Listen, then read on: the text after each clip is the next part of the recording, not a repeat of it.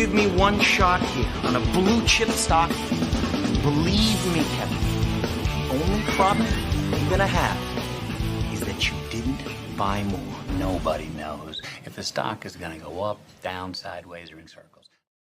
What's going on, NBA Draft fans? Your boys are back! The Wolves of Ball Street, your favorite draft analyst. It is the Draft Deck NBA Draft Show on the No Ceilings Podcast Network. My name is Corey Teleba.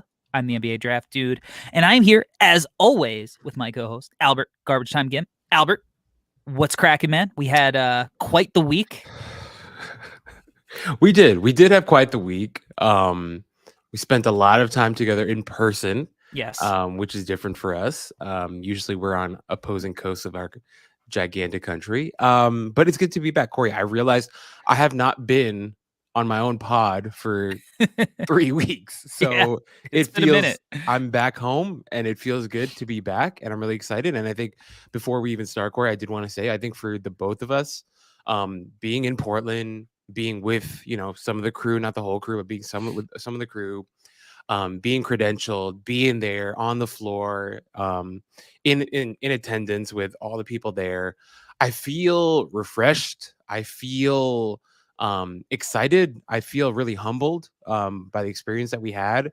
And I feel like it was an incredible reminder of what we're doing and how blessed we are to be doing what we're doing. And I don't know, it's like weird that we're starting with this, but I did want to say that it was an incredible experience. And I feel really, I just felt very humbled and grateful afterwards that I know like we all still kind of have our day jobs and we're doing this, or we're trying to make this our main thing. But the fact that we were still able to be there and do what we did was incredible. And I had the time of my life, and I'm really glad I was able to share that with you. So I did want to say that. Hell yeah, man.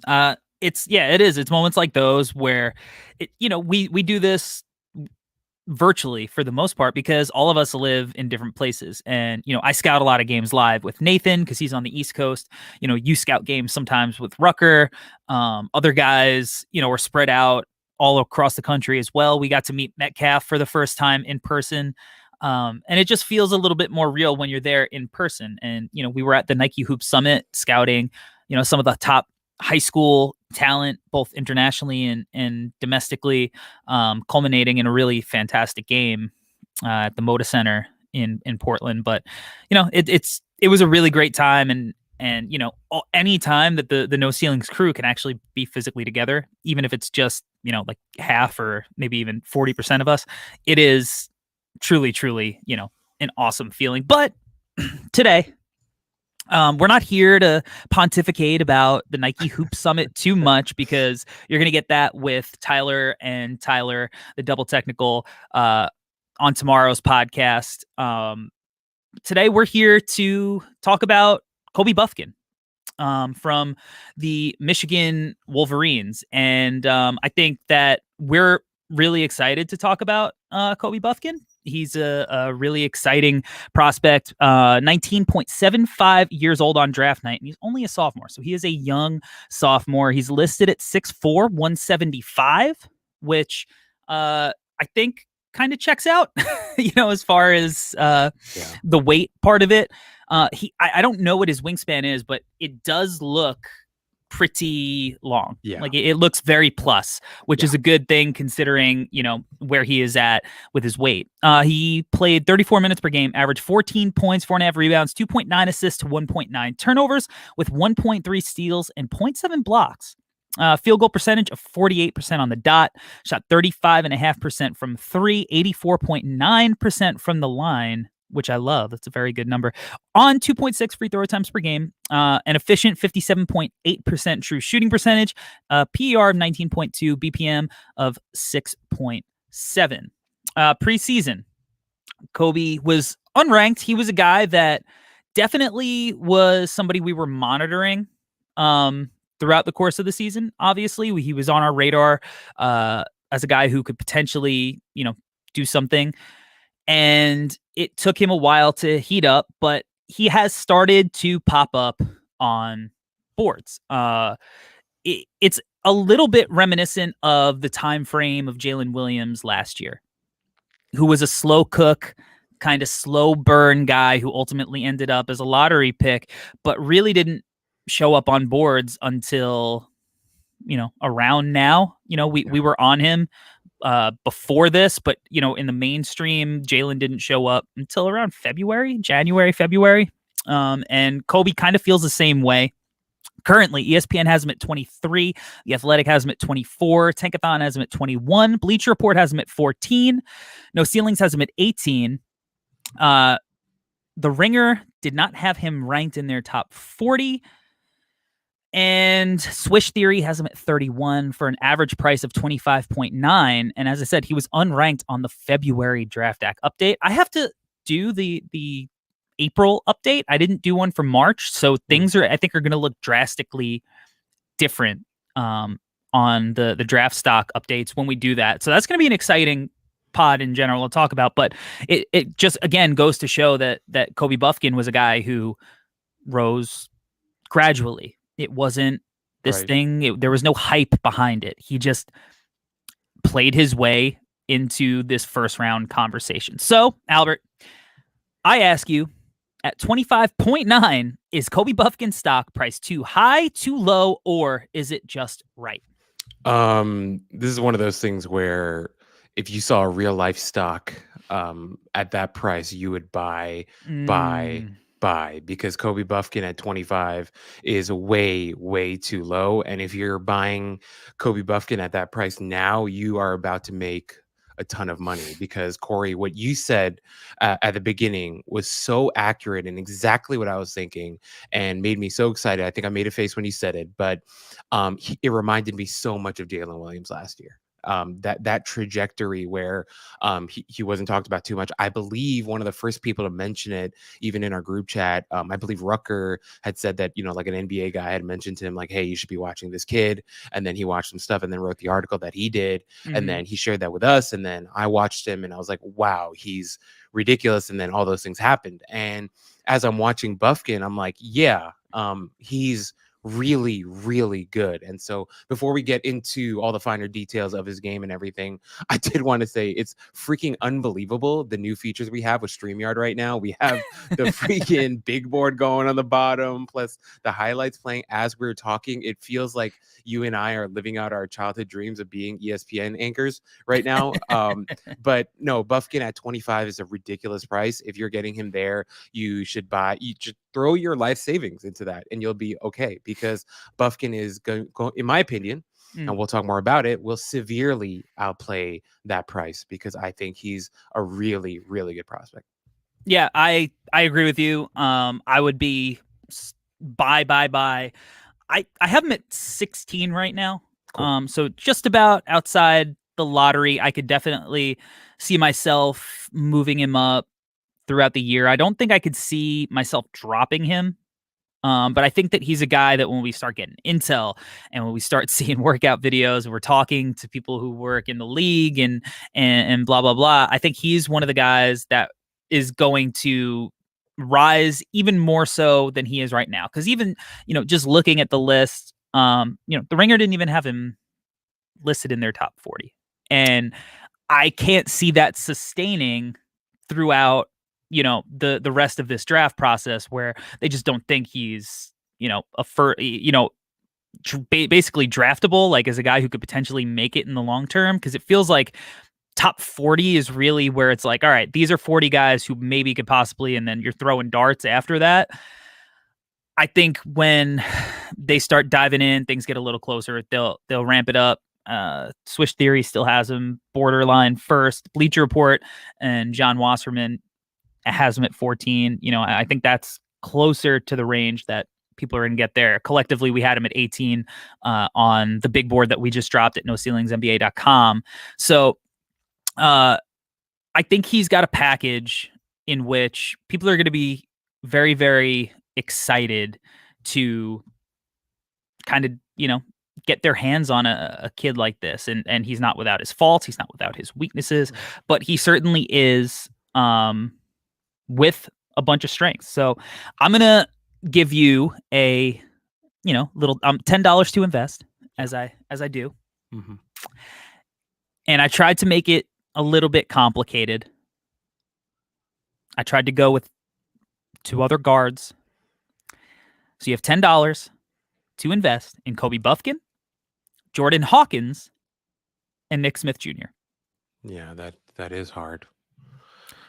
That is hard. Okay. Because I know you love Hawkins.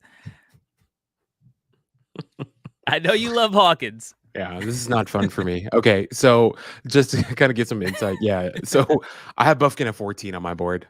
Yep. Hawkins is at 12 for me, so that's tough. Nick Smith, I actually have 20th, and I don't feel great about that. So let's do this. Okay.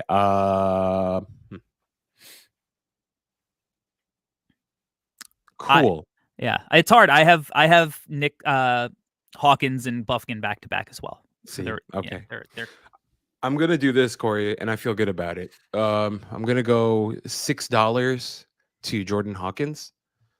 I'm gonna go $3.50 to Kobe Bufkin, and I'm gonna give 50 cents to Nick Smith Jr. I think that's fair. Okay. I think that's completely fair. Man, and now it's my turn, and I had all day to think about this, and I still, up until this moment right now, don't feel great about it. So I'm going to go $5 to Hawkins. Okay. I'm going to give $4 to Bufkin and $1 to Nick Smith Jr., even though I have my reservations about Nick Smith, and I feel like he's a guy that if you go back and listen to our preseason episode, you'll realize that we liked him, but we had our reservations about him there as well. Okay, it's time to get into the scout. I feel like it's been a while since both of us were on this particular pod doing this. Let's start it out the old-fashioned way. Good. By breaking down his shooting. So what did you think about Bufkin as a shooter? I think for me, generally, I am usually out of my depths and I talk about the form and stuff like that. And I look, Corey, I look myself in the mirror. I said, Albert, what are you doing? It's not your specialty. Entrust that into Professor Talaba. But no, I like how it looks. Is where I'll start. I do like how it looks. I think it's compact. I like how it looks. There's a shot right there, pulling up right from deep. Looks good. Looks smooth. The numbers I think are very good for me personally. And Corey, you and I, we say this almost every damn pod. We believe in guys who hit free throws, and he shot 85% from the free throw line. Of course, only on 2.6 attempts per game. I know that's not great, but context, who did he play with, right? He played with Hunter Dickinson, who touched the ball all the time. And that's something I've been thinking about a lot today, in the last couple of days, thinking about Bufkin, thinking about Jett Howard. I feel like if these guys had played on different teams, what would their numbers look like? Because Hunter Dickinson was a frustrating player to watch this season. I mean, I think, we've had Metcalf talk our ears off about it and how frustrated he was with Hunter Dickinson and his post play, and how Michigan was so set on getting him these post touches that a lot of times ended up in bricks. And Bufkin and Jett Howard had to survive and live within that ecosystem and make something of themselves. And Bufkin had a pretty good season. And so considering the shooting from what you guys are seeing on the screen right now and from what I watched on tape, I really, really thought that now, of course, I think for right now where he's at, he's more effective in the mid-range than he is from outside. But that outside shooting number is not bad either. 35.5% from three. As I mentioned, 85% from the free throw line. The biggest thing that I enjoyed, Corey, was obviously he saw a huge uptick in minutes from his freshman season to his sophomore season. But just, looking at the raw numbers, he doubled his attempts per three per game, and he went up 13% for 3-point percentage, free throw percentage all went up. So I think those are really positive signs, and I really enjoyed what I saw from him as a shooter. Yeah, I'm almost surprised that he's not shooting a better percentage. Yeah, given that I think his form is pretty, and I will say that and we'll get into it in a bit, but there is one little thing that I think he can work on, but it's not anything major. There's nothing catastrophic. Also, shout out to everybody watching live. Eric Olson in the chat. Shout out to you. We love when everybody participates in the chat. But it's clear that there's something there, and he's got this on-ball juice to him, and he's smooth. And I think that when I look at NBA shot creators, like, this is what they look like. This is the handle that they have. This is the ability that they have to get to a pull-up. And I think when I start envisioning him in the context of, an NBA player, this is the kind of guard that you want if you are drafting, especially in that range. Because if he was 6'6", this is a guy who's probably going in the top, 6 or 7. And at that point, you're like, oh man, like, I wonder if we're just overthinking it with him. But I love the ways that he gets into his shots. Like you said, 85% from the free throw line. That's like an exceptional number. Even here on this miss, I just really enjoyed this possession in showing the kind of pace that he plays with, the kind of creativity that he has coming off this DHO with Hunter Dickinson. He's going to come, he's going to reject, and just confidently pull up. And it's a miss, and that's fine. Right? It's okay that he misses that shot, because it's a makeable shot, but it's the ease in which he can get it off. And I think as the season progressed, you started seeing different ways that he was able to get his shot off, in how confident he looked. And right here, I mean, little snatch back, a filthy little snatch back there from him. I think, whenever he comes off a screen and he gets like the big in a predicament where he's got to start thinking about, does he guard him? And that's tough. And I think, and we'll touch on Bufkin's, mid-range game. I think there's a lot more to unlock with his distance shooting, and it's shots like that kind of give me the confidence in him. Yeah, Corey, I think something that we need to note that you and we talked about in Portland. This guy has ridiculously long legs. And especially like on a play like the one that you just showed before with the snatchback, the length in his legs, I think, definitely help with that in terms of the ground that he's covering on a snatchback like that. Also, he's not going to be my comp for him, but you can kind of sniff a little bit of heart into his game too with some of the like the tween snatchback stuff that he does. That looks really good right there too. Another example of that. But I'm with you, man. I think from outside, it's something that he's just considering where he's going to play in the NBA next, right? And so I think just very naturally, almost on any team he ends up on, they're probably going to tell him to take more threes. And I'm really excited to see that because the form is there, as you mentioned. And even on that position that you highlighted before, I think it was against this is a Wisconsin one, but I don't remember who it was. But it just he takes good shots too. I felt like from outside, like he's a really smart, cerebral player that I personally didn't feel like he ever tried. Well, not ever. Ever is a bad word to use here, but generally, I felt like he took smart shots and was a pretty savvy about the types of shots that he was taking. So I pretty much have nothing to fight you on. Yeah, I mean, honestly, I kind of wish he took more of these shots. Yeah. Like it was almost, it felt like to his detriment that he wasn't forcing it more, because when you put him and I think part of it was roll too. Yes. Because it's not like he was always on ball, and I think that's one of the positives. But like, look at this: big and drop, step back, too late, smooth. Like him coming off a screen, putting the big in that position where he has to make a decision because he's crafty. He's got hezzies.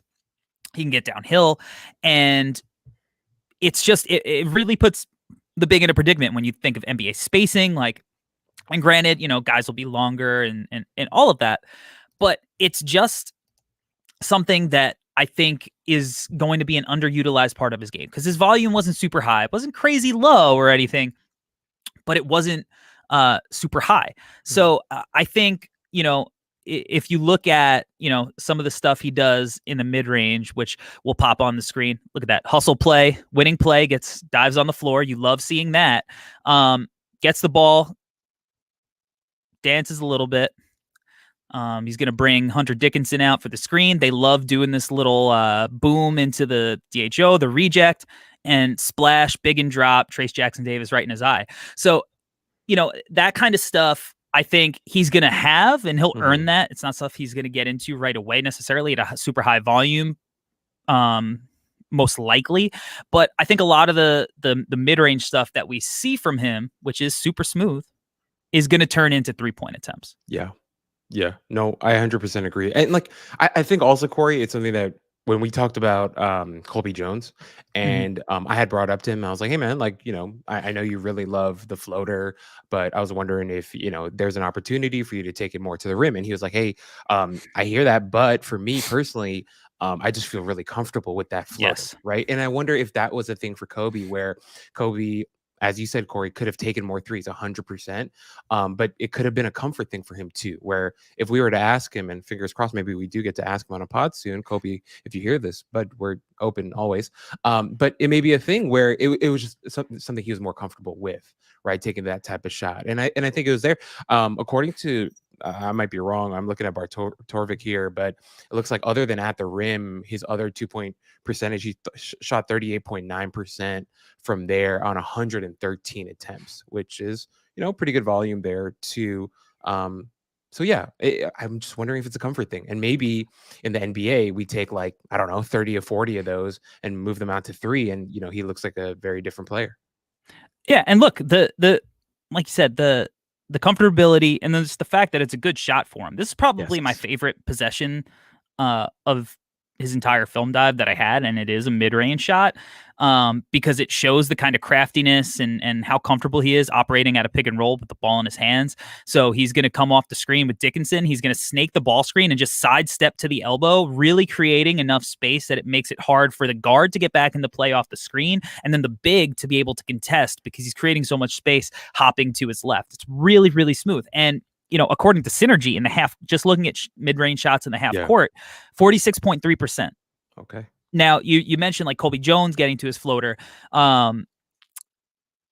Kobe shot his floaters at 40.7% according to Synergy, which is good, but it was like a little bit less than 1 per game. And I actually do think that that's going to be an important shot for him at the next level because I think that when we get to his finishing, first of all, his finishing numbers are incredible, and we'll see. But yeah, also have to watch the tape, and I do think there are going to be moments where he's going to have to bust that out to keep the big guessing at the next level in situations where maybe it doesn't affect him nearly as much. But the other thing about him as a shooter, right, is that he doesn't need the ball in his hands to thrive. And that's what makes him, a really high level prospect. It's not that he can create off the bounce so much. I wish that he did it more, but look at this. This is really heady. Off the little hammer action. He smartly flattens out to the corner against North Carolina here and knocks down the catch and shoot 3. So that's going to be a big part of his game. I think that's really important. 37.6% on catch and shoot shots in the half court, which is not like Klay Thompson, Reggie Miller stuff, but it's good. And both guarded and unguarded, he's pretty much the same. He's 35.5% overall, but you could put him next to maybe a Luka Doncic, that type of guy. And maybe he replaces a little bit of the role that Jalen Brunson has. I don't want to get ahead of ourselves. I didn't even plan on, I'm not making a comp or anything. I'm just saying if, the Mavericks did just tank, but he's got the ability to score without the ball in his hands. So we see him flattening out there. And then here against Maryland, I love the shot that we're going to see here, which is him coming off a DHO, quickly letting it fly. I mean, one of the things that I did like that Michigan did, which I don't know if it was completely conducive to winning for them, because I think they would have been better served to put him on the ball more, but they would put him in one of the corners and run him off movement and different actions to get him going downhill, which we'll see when the finishing, because he's not like the burstiest guy. Yeah. So they created advantages for him by giving him opportunities to shoot off movement, and it's really pretty. No, dude, I freaking love everything that you said, Corey. And I really quickly wanted to say, shouts to Eric Olson in our comments who just said mid range is low key back in the NBA, and that's something that you and I talk about all the time. It's not even low key; it's high key. Like you look at all the elite scorers in the NBA, and they have a mid range jumper in their bag. And for Bufkin to be that type of guy, and I love the name that you mentioned because that was a name that I was thinking about as well. And Jalen Brunson, and just imagine Jalen Brunson at 6'4" is a really really interesting number. Yep. But Corey, like, just going back to what you were saying, like, this is a guy who yeah, I also wanted to note in that other clip that you showed, the pass that he caught on the catch and shoot. That pass was from Jett Howard. Beautiful dime, beautiful look, beautiful pass. But no, I'm with you, man. I love the shooting. I think the biggest thing with Bufkin, and the reason why we can get excited about a player like this, and the reason why you and I and the rest of us at No Ceilings have him a little bit higher than maybe different outlets, is because there's real potential there with a different type of shot diet next season in a different type of role. Now, of course, it may not even be in his rookie season, maybe in year 2, year 3, year 4, but considering what he showed in college and also the improvement that he showed from his freshman season to his sophomore season, it's hard to not believe in what we're seeing. And so, and also, Corey, really quickly, I did want to note that even in March, and well, sorry, not even in March, but I wanted to highlight some of his games in March because, this is when we knew that Jett Howard was really struggling with that ankle injury and he had to take on more of a load. He had some really, really good scoring games against Illinois, against Indiana. And in those games, he was really able to kind of show off all that stuff that you're talking about, right? Especially from the mid-range. He was hitting some big shots, especially in that game against Indiana down the stretch. He hit some, actually, no, the Illinois one down the stretch, last 5 minutes, hit some huge shots from the mid-range and also attacking the rim. And we'll talk more about the finishing, but fantastic shooter, in my opinion. I think he's only going to get better. Yeah. So I think if I had any critiques about him as a shooter, would be one, sometimes the reason the volume isn't at, like, I think he was at like 6.5 or 7 threes per 100 possessions, something like that, which is good. It's solid, but he should be at like 10. Yeah. Like, he should really be catching and shooting a lane and fly. And part of it is he's cerebral, like you said, and I would like to see him sometimes not force, but be a little bit more aggressive in looking for those shots. And I think at the end of the year, he did do a good job of that. The other thing is, I think there is this slight elbow flare sometimes in his jumper. So I'm going to play this clip here from the NIT against Toledo. Kobe's in the corner. He gets the ball, right? Pretty rough miss, okay? But yeah. I'm gonna rewind it and let me pause it on the screen. I'm gonna try to get it to where you could see. Yeah. So basically right now he's got a like chicken wing with his left arm, right? And he's a lefty, so you mostly want that 90-degree angle, that tuck. Yeah. And I think it's not a big deal because he usually has, like, he's got a very smooth follow through. I think he's got great touch, but this little elbow flare here sometimes I think leads to the inconsistency in his distance shooting. And because otherwise the touch is certainly soft in there, and you would just expect him to be a little bit better of a shooter percentage wise than he is based on the form. But when you kind of slow it down sometimes, it kind of is understandable to me why maybe he isn't the shooter percentage wise that we see. But the rest of it, if you don't slow it down, it looks good. Right. Yeah. So that's kind of my nitpick. No, especially considering like the shots that you showed before, like the one against Wisconsin, from like that longer, farther view. That shot looked really good, and that one, his elbow did look tucked in, and all the mechanics of it looked a lot cleaner. So, Corey, you're right. Maybe it is something like a little tweak that he makes, and as you mentioned, Corey, it's not a major thing, right? It's something that he could very easily fix and work on. So, man, if all we're talking about with him in terms of his shooting, improving is like this one minor tweak, I think clearly we're talking about a guy who's a pretty efficient shooter. Yeah. I mean, 100%. And things get really scary, I think, when we realize that he's got real 3-level scoring potential. So I'm gonna read you Yeah. some synergy Yeah. I was numbers. shocked at this too. Okay. Finishing at the rim, 71.1% overall, which is for a 6'4", 175-pound guard, pretty fantastic. It's Mitchell 68, Robinson territory. 68.5% on layups. So for a guy who sneaky athletic, I think, Yeah. has some, he a decent amount of dunks this year, good adequate amount. 67.5% in the half court. So, like Rucker and I just wrote about the Thompson twins. And Amen and Asar, their finishing numbers are very inflated due to the fact that they are running out in transition in the Overtime Elite League like maniacs. Like, I think Amen was over or just at 30% of his total time of possession was in transition, right? So when you're leaking out and getting so many opportunities, your finishing is going to be high. But when you look in the half court, it dips down significantly. Kobe Bufkin was 67.5% at the rim in the half court.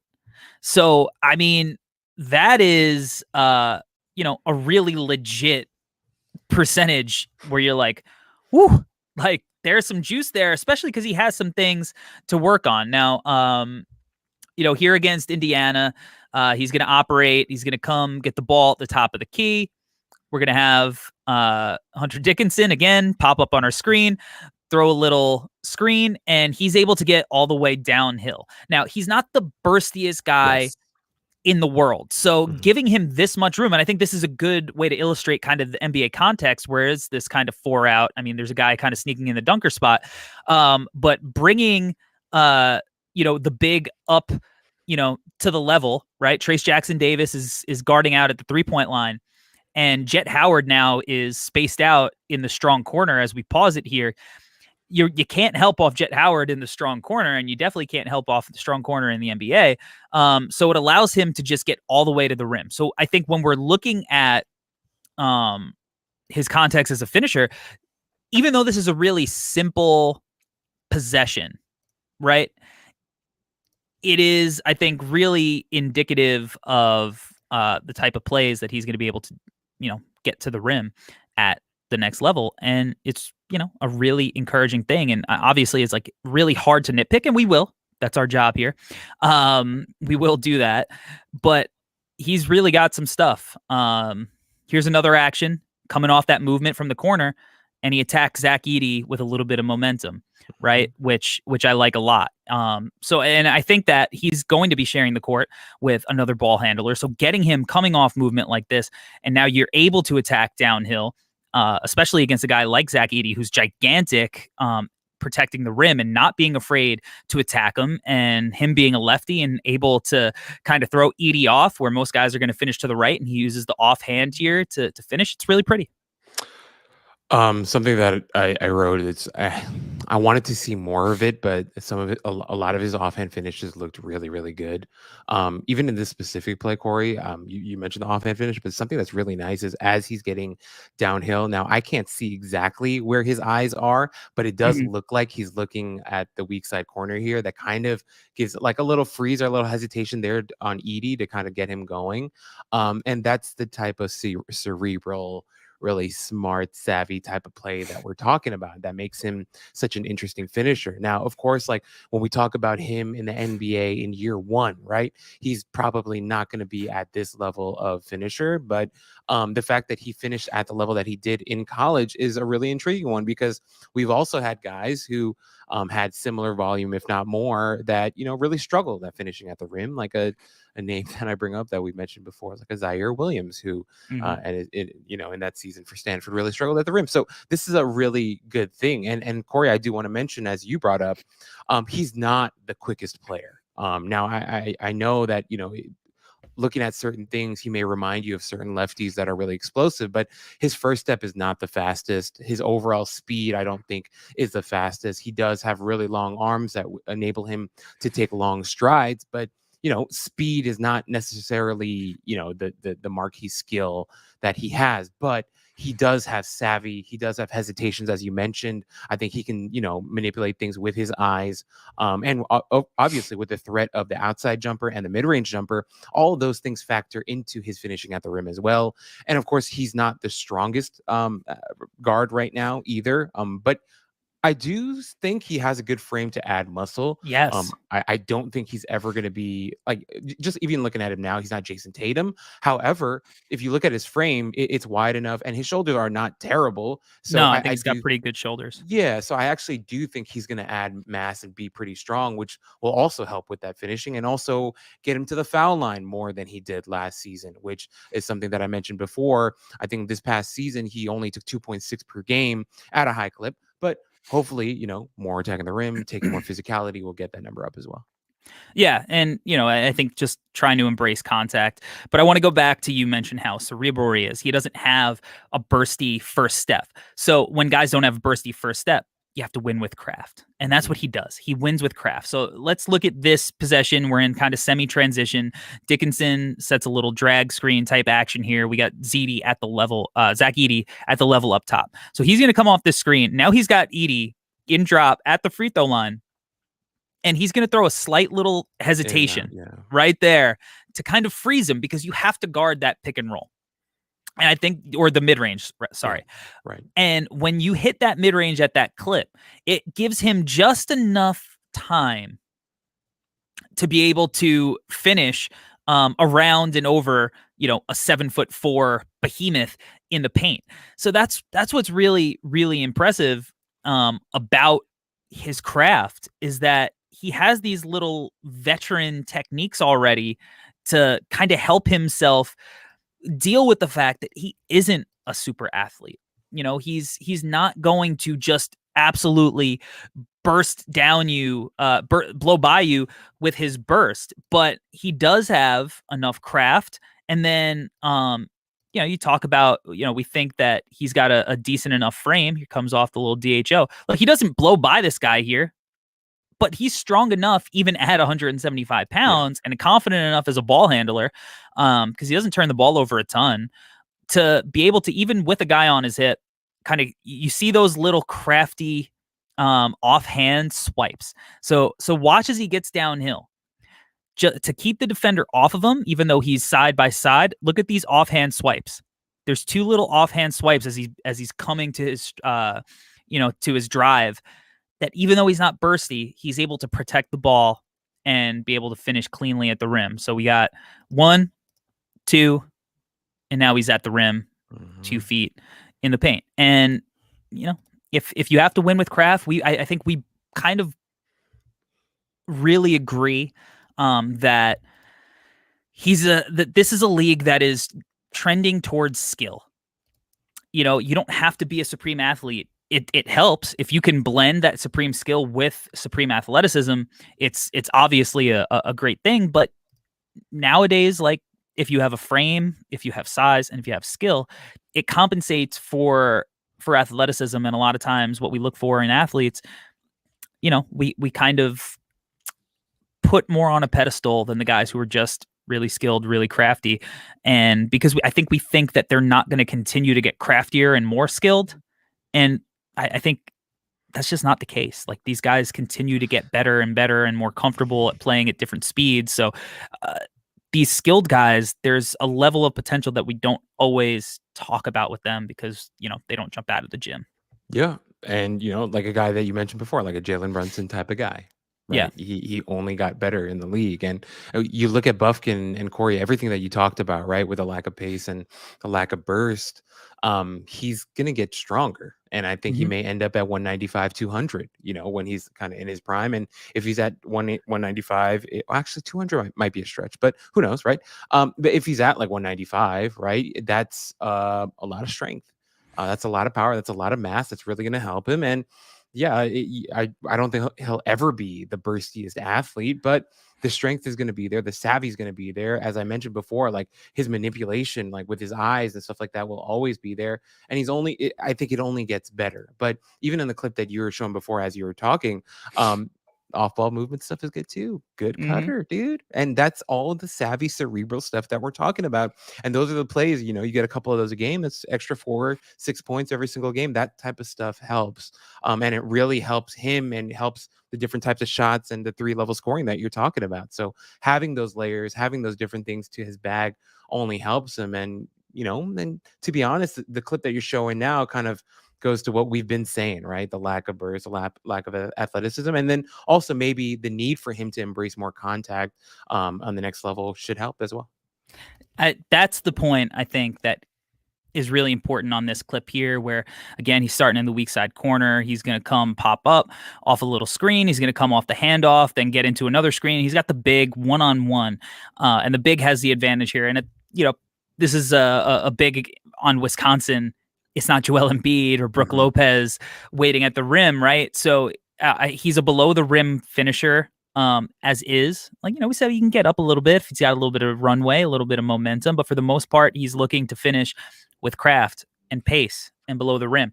And if he's going to do that, like you mentioned, he's got to just get into his defender's chest here, because if you're going to get blocked, you might as well do it aggressively instead of laying up, some kind of weak shit that he does here with his offhand, when he really should just put his shoulder into the big's chest. And look, you draw contact and get the call, great. If you get blocked, well, you just got your shit sent out of bounds too. So, I kind of want to, we've been very complimentary so far. I do want to at least touch on the fact that if he's not, he's going to be frail, but that doesn't mean that he can't be tougher. Yeah. I mean, Corey, this exact play, the thing that he needs to do is the Jalen Brunson special. When Jalen Brunson is one-on-one with a big, what he'll do is he'll take with his 1-2 step into the lane, that second step will go into the big to create that little bump so that he can get a shot off at whatever angle he's at. And that's exactly what you're talking about. The physicality needs to be there because believe it or not, NBA bigs are more athletic. They're taller, they're stronger, and they're grown-ass men. So for him to get that shot off, he's going to have to learn that little bump from Jalen Brunson, because Brunson is a 6'1" guard who is, built, nice and stocky. Yeah, he's stocky. In the Chris Paul mold, but he learned very quickly that he needed that in his bag if he was going to get a shot off against NBA centers. So I couldn't agree with you more. All right, let's dive into a little bit of his playmaking, because he's a guy that doesn't have a crazy high assist total, but again, he wasn't really playing point guard. And I think he might be a point guard at the next level. I'm laughing, Corey, because it's once again, role, context, setting, all of these things are really, really important, right? And I think we've spent 43 minutes on this podcast talking about how smart he is, right? And I think with where he was for Michigan and what, Coach Howard was asking him to do, I thought he did exactly what he was asked to do, right? But on the NBA level, him being 6'4", who knows? He may even be 6'5". I don't know. He looks taller to me. I don't know what it is. But him being at 6'4" with his handle, his 3-level scoring, and the passing, once again, Corey, as you mentioned, the assist numbers are not high, but watch the tape. When he's running pick and roll, this guy is a really high level decision maker. And I really enjoyed watching him run the pick and roll. So I'm with you, Corey. I didn't go as far. I guess I lack the courage that you have to be able to say I think he's going to be a point guard. But in my mind, I was like, he is going to be a guard. He's going to be a combo. He's going to be a guy that can very easily run sets for you, can run pick and roll, can be a decision maker for you on the offensive side of the court. So I just love that you went there. Yeah, I mean, I think he's the perfect modern day combo guard because he could play on or off the ball, but he's got some point guard shit to him. And if he's 6'4" as a point guard, now it's oh, well, maybe he's got good size for a point guard, right?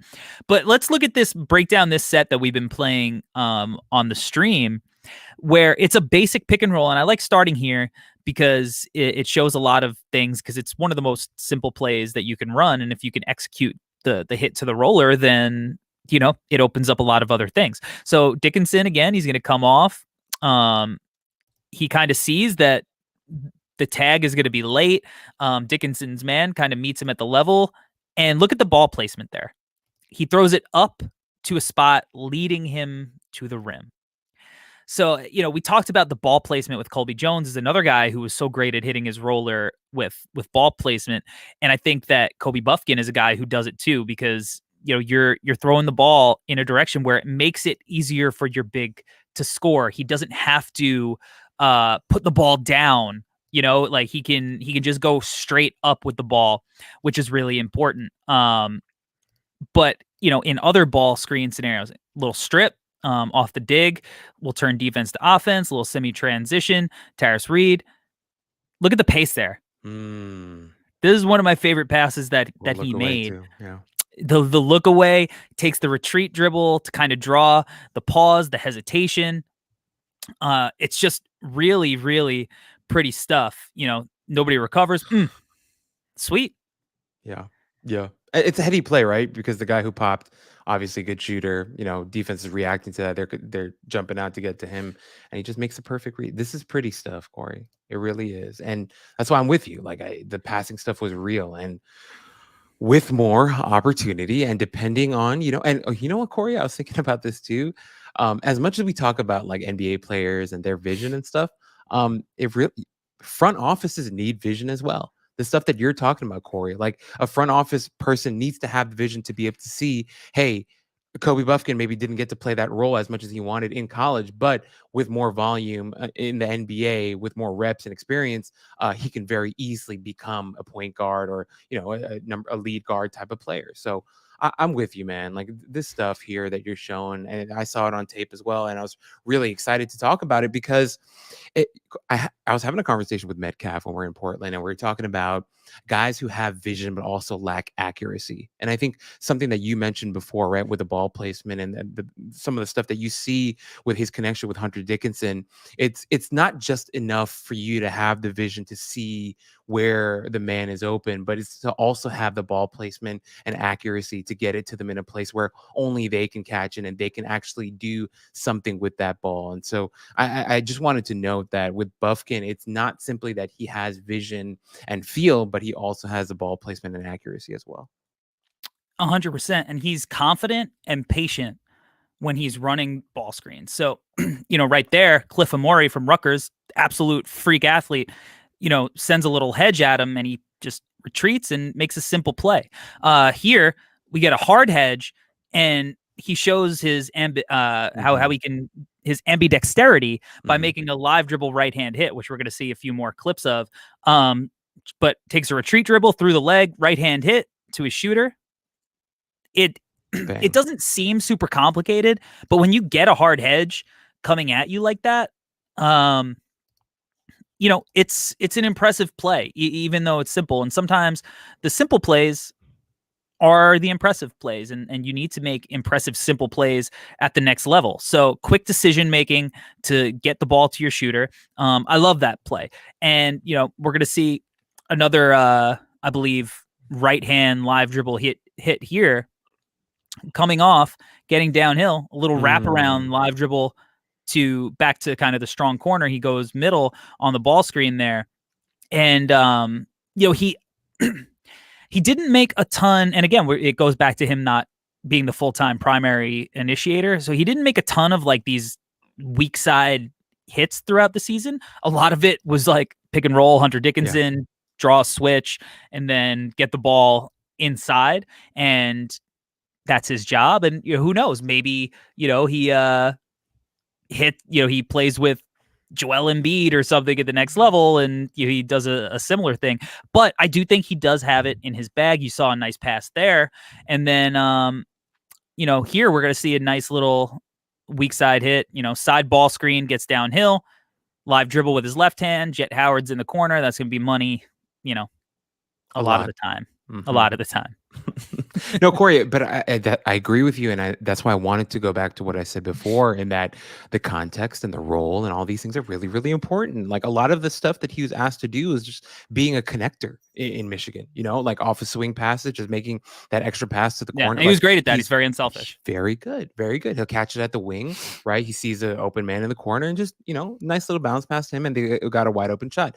Those are good things. Those are things that he was asked to do, and he did it at a high level. So sometimes it takes a little vision, it takes a little imagination to see, and clearly Bufkin has the ability to one day, I think, be that type of guard as well. Yeah, 100%. Let's switch it over to the opposite side of the ball, because we've been going 50 minutes on his offense. So tell me what you think about him as a defender. I think I mentioned it in the other pod that we did with the double technical Tylers. The thing with me with Bufkin is I just love his hands. I just thought his hands were lightning quick. I'm not going to say that he was a perfect defender, but the biggest thing I think that he used to his advantage was definitely his quick hands and his length. The way that he was able to contest shots, alter shots, even block perimeter shots at times was really, really impressive. And if you're talking about a 6'4" guard who is going to be asked to guard ones and twos, he, in my opinion, he could be a weapon with that type of length and the quick hands that he has. I think laterally, kind of similar to what we talked about on the offensive end, he wasn't, there wasn't so much to write home about as a lateral athlete and even as a lateral defender. But, I thought the savvy was there on the defensive side of the ball as well. But yeah, the things that I wanted to highlight for sure were the quick hands and the length. Yeah, I actually think he's a pretty good lateral mover too. I do. Because it feels like, you don't have to be like super bursty. Like, he's not Davion Mitchell. Davion's like super bursty as a lateral mover, if that makes sense, right? Kobe isn't necessarily that quick, but he doesn't need to be, because he's got good anticipation and he's a smooth mover. So I do think I like him there. You mentioned his quick hands and you mentioned the length, and I think the length is really his saving grace. It's almost like a sneaky weapon for him, in that it helps him recover a lot of times. But I also think that, when he's out on an island, he's really able to kind of shadow his man, and he does a good job not biting on like pump fakes, like stays on his feet, just goes straight up.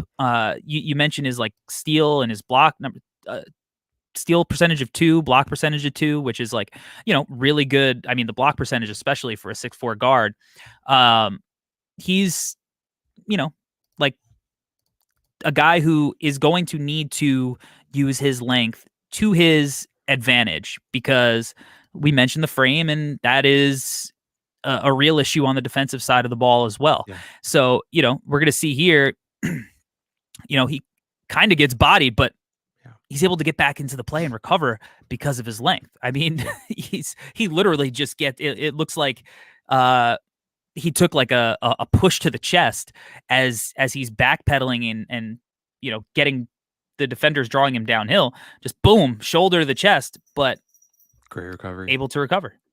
Yeah, I mean, Corey, just really quickly going back to what I said before, I'm with you. I think he does move well and he is fluid. I think it just goes back to something I've said to you for years, where like when I have these like long legs, shorter torso guys, it kind of throws me off sometimes. And like I feel like laterally it has an effect on them. But you're right. He does a good job. He does do a good job. It could just be a me thing where I just look at his long legs and I wonder how quickly he can move those feet. But at the same time, like I'm also the same guy who said on offense that it was, good for him, where he could create separation and stuff like that too. So I'm with you. It's just, once again, the length is there. The length is going to be a huge weapon of his. The frame has to develop. And we say this all the time. The grown man strength has to come in. The grown man weight has to come in. When those things come in, I think it will be advantageous for him, because I think he is a pretty smart defender as well. But you're not wrong though. But like here, NBA level athlete, Terrence Shannon Jr., and he just kind of blows by him.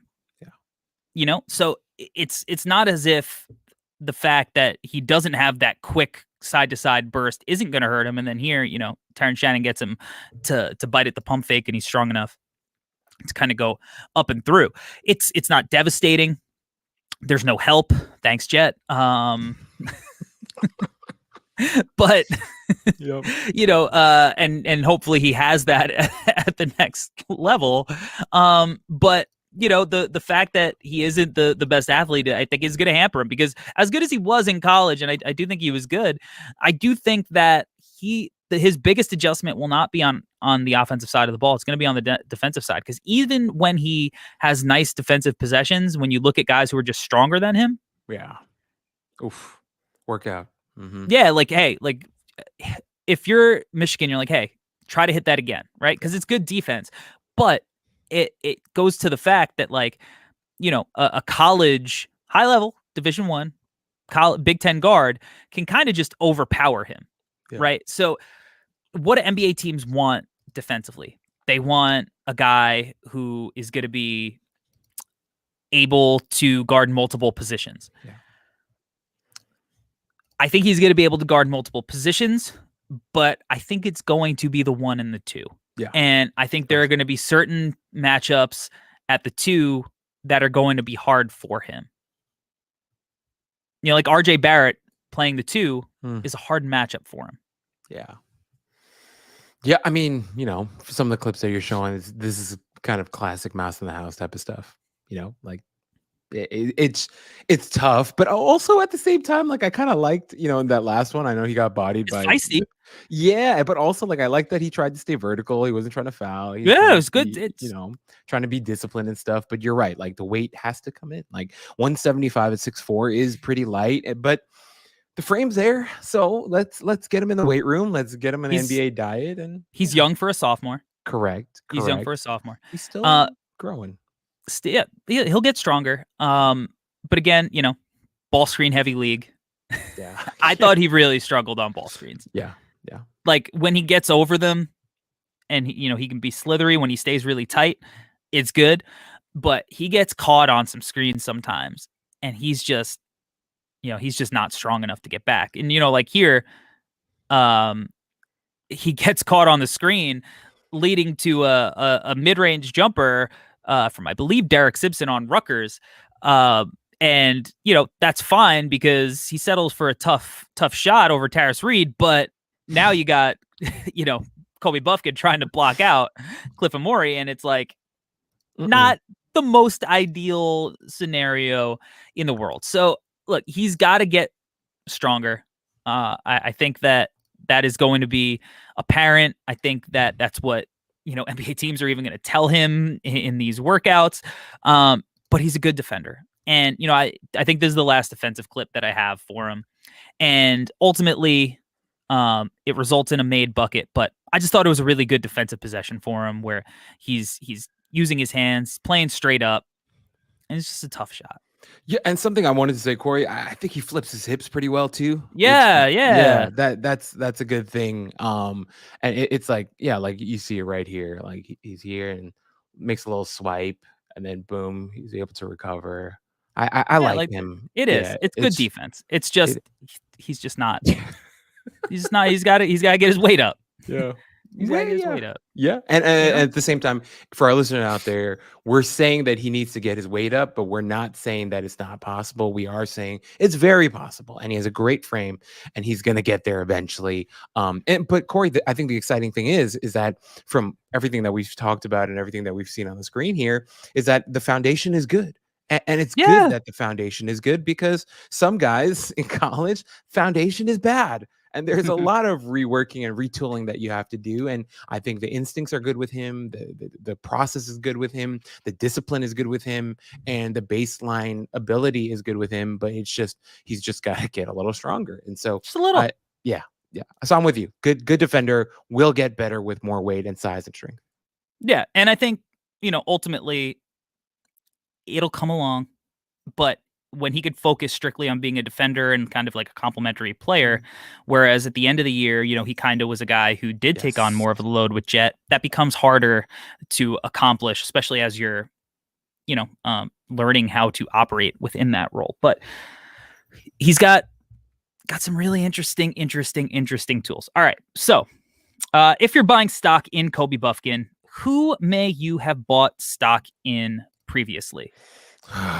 So this is an interesting one for me. I had a couple of names. Um, the Jalen Brunson one I think is a beautiful one because for a lot of different reasons, just a little bit taller. I thought a little bit of Mike Conley. Yeah, I have Mike A- Conley too. yeah, I had to do the Mike Conley comp because of the pace that he plays with, the vision that we talked about. Mike Conley, famously known for his offhand right hand floater that he's so effective with, such a good offhand finisher. And I feel like Buffkin's going to have that in his game as well. Also, as I mentioned before, there were little hints and tiny hints of like Harden to his game, just because he's a lefty and some of the handle stuff. I put in De'Aaron Fox. Obviously, De'Aaron Fox is a much better athlete, but it's hard not to see some of the Fox stuff in terms of like the way that his body looks. And the way that he moves on the floor as well with the long legs and stuff, just like eye test type of stuff. He kind of looks like Fox. It's just Fox is a supreme athlete, so that's where the comp ends there. But I think if I had to pick one name out of all of those, like I'd like to put Mike Conley because I think if all goes well, Mike Conley might be the 1% outcome for him and have that type of career, if not better, if all things go well. Yeah, and Mike Conley is still helping teams win.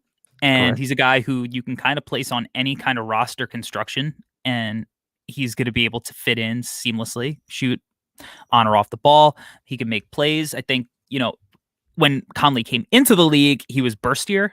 Yeah. But he's a guy ultimately that won with craft and won with pace. And I think that, that's what we see Kobe Bufkin do time after time after time. So the only other name that I had, there's like a little bit of D'Angelo Russell.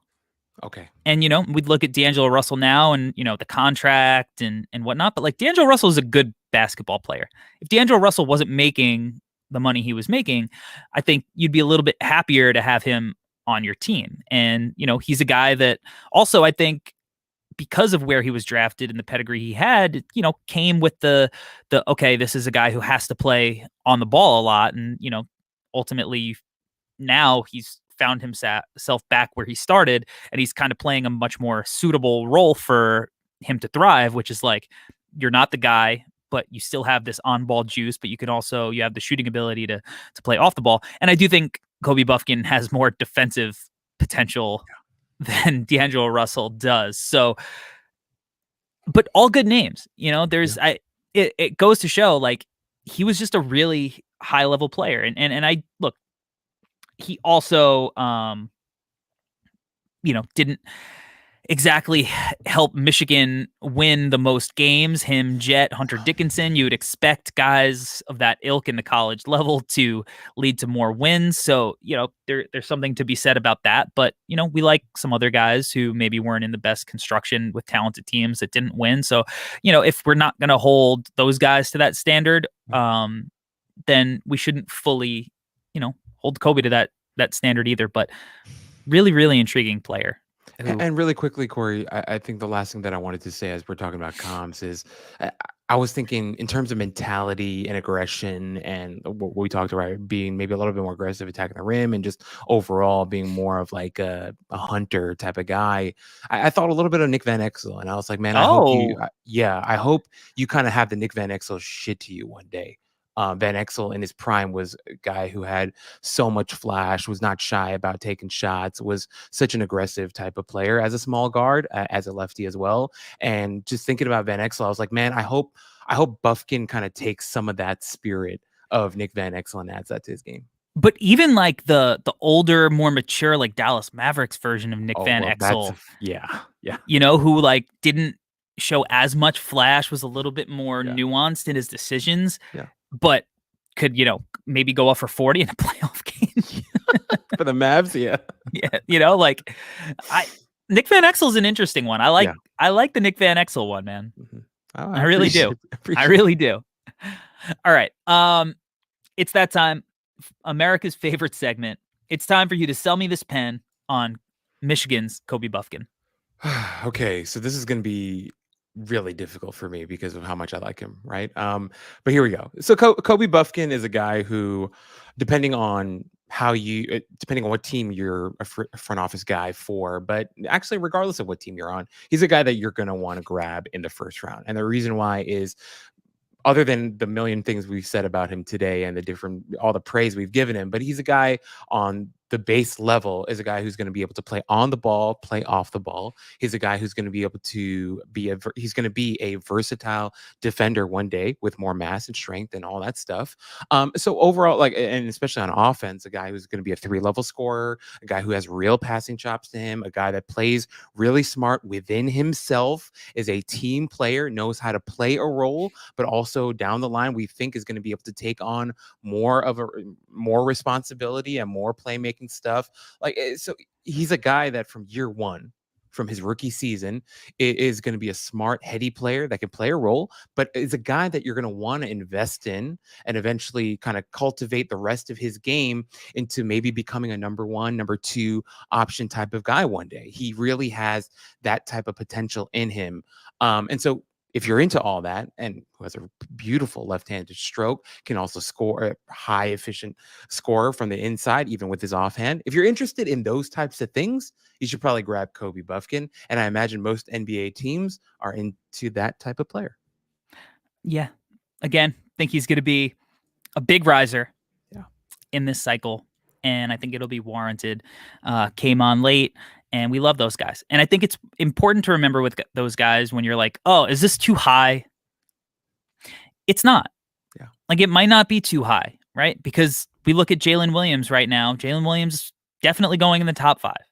And I think we as a whole at No Ceilings, we were way higher on him than I think the consensus was. Yeah. And we were like, you wrote an article saying the Knicks should take him, top 10 pick. Like, if you feel like Kobe Bufkin is a top 10 pick, I think you are more than justified because, we threw this to I threw this to the group chat a while ago during the season. I was like, sell me on Nick Smith Jr. over Kobe Bufkin.